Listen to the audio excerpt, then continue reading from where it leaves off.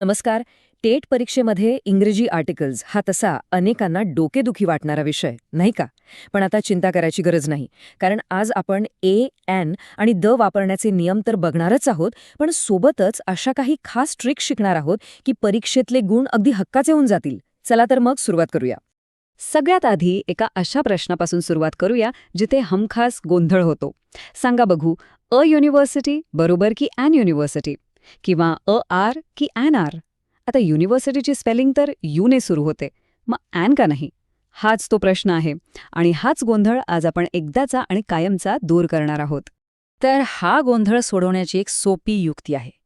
सगळा खेळ अक्षरांचा नाहीये, तो आहे आवाजाचा. हो, अगदी बरोबर.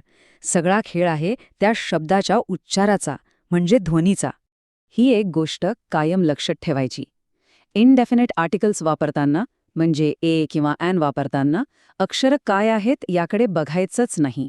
फक्त काय ऐकू येतंय यावरच लक्ष द्यायचं. कारण इथे आवाजच राजा आहे आणि स्पेलिंग ते तर फक्त लक्ष भटकवण्यासाठी आहे, बस. ठीक आहे, मग आता वेळ झालीये आपलं गुप्तशस्त्र बाहेर काढण्याची. एक अशी ट्रिक जी परीक्षेत इतरांपेक्षा एक पाऊल पुढे ठेवण्यास मदत करेल. आणि गंमत म्हणजे ही आहे आपली स्वतःची मराठी स्वर ट्रिक. हो, आपण आपल्या मराठीच्या ज्ञानाचा वापर करून इंग्रजीतल्या चुका टाळणार आहोत. आता हे शस्त्र वापरायचं कसं? तर फक्त 4 सोप्या पायऱ्या आहेत. लक्ष देऊ नये का? पहिली पायरी, इंग्रजी शब्द वाचायचा. दुसरी पायरी, त्याचा पहिला उच्चार म्हणजे पहिलं अक्षर मराठीत लिहून बघायचं. तिसरी पायरी, तो उच्चार आपल्या मराठी स्वरांपैकी आहे का ते तपासायचं, म्हणजे अ, आ, ई पासून ते अहापर्यंत. आणि शेवटची चौथी पायरी, जर तो उच्चार स्वराचा असेल तर डोळे झाकून ॲन वापरायचं आणि नसेल म्हणजे व्यंजनाचा असेल तर ए वापरायचं. ऐकीन एकदम सोपं. चला तर मग ही ट्रिक प्रत्यक्ष वापरून बघूया. काही अवघड वाटणारी उदाहरणं घेऊ, जसं की MP, युनियन किंवा 1 रुपी नोट. आता MP याचा उच्चार कसा होतो? एम, बरोबर. आणि ए हा तर आपला स्वर आहे, म्हणून झालं NMP. आता युनियन बघा, उच्चार होतो यू, म्हणजे सुरुवात यने होते. य हे व्यंजन आहे, म्हणून अ युनियन. पाहिलं किती प्रभावी आहे हे तंत्र?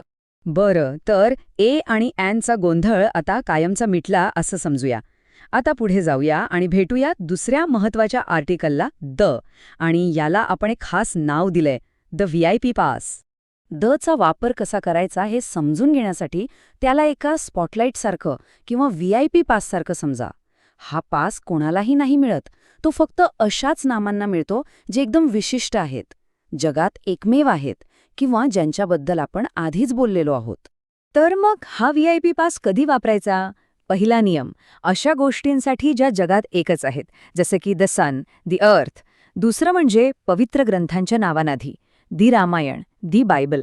तसंच सुपरलेटिव्ह डिग्री, म्हणजे जेव्हा आपण सर्वात उंच किंवा सर्वात चांगला असं म्हणतो तेव्हा द टॉलेस्ट, द बेस्ट. आणि हो, क्रम सांगताना सुद्धा the first, the second.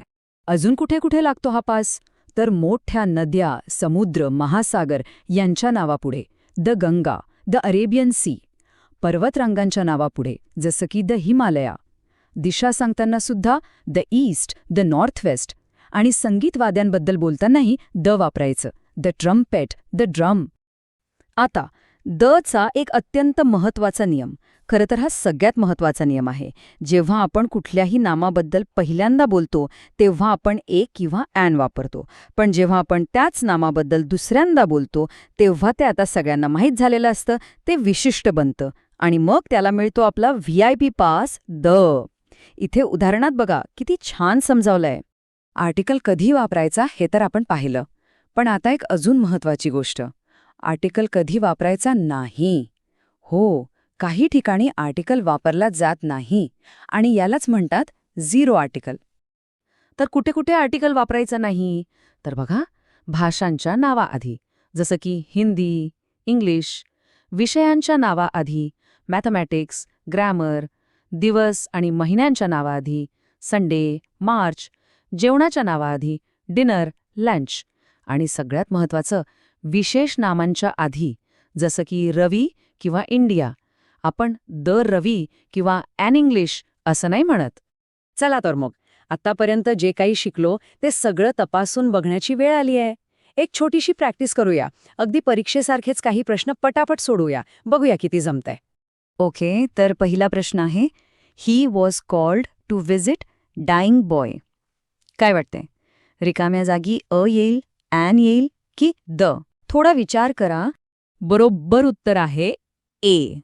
He was called to visit a dying boy. का? कारण इथे कुठल्या तरी एका मुलाबद्दल बोललं जातंय.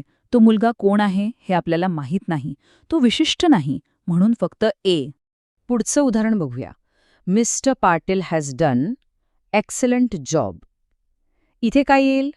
आठवा आपला आवाजाचा नियम आठवा. अगदी बरोबर. इथे येईल an. Mister Patil has done an excellent job. कारण एक्सलंट या शब्दाची सुरुवात ए या स्वराच्या आवाजाने होते. पुन्हा एकदा आवाज महत्वाचा, अक्षर नाही. आता एक असा प्रश्न जिथे बरेच जण चुकतात, पण आपली मराठी स्वर ट्रिक इथे नक्कीच कामाला येईल. वाक्य आहे as dash dash MP mister Patil has done many good things for people. चला आपली ट्रिक वापरूया. एमचा उच्चार कसा होतो? एम. सुरुवात कशाने झाली? ए ने.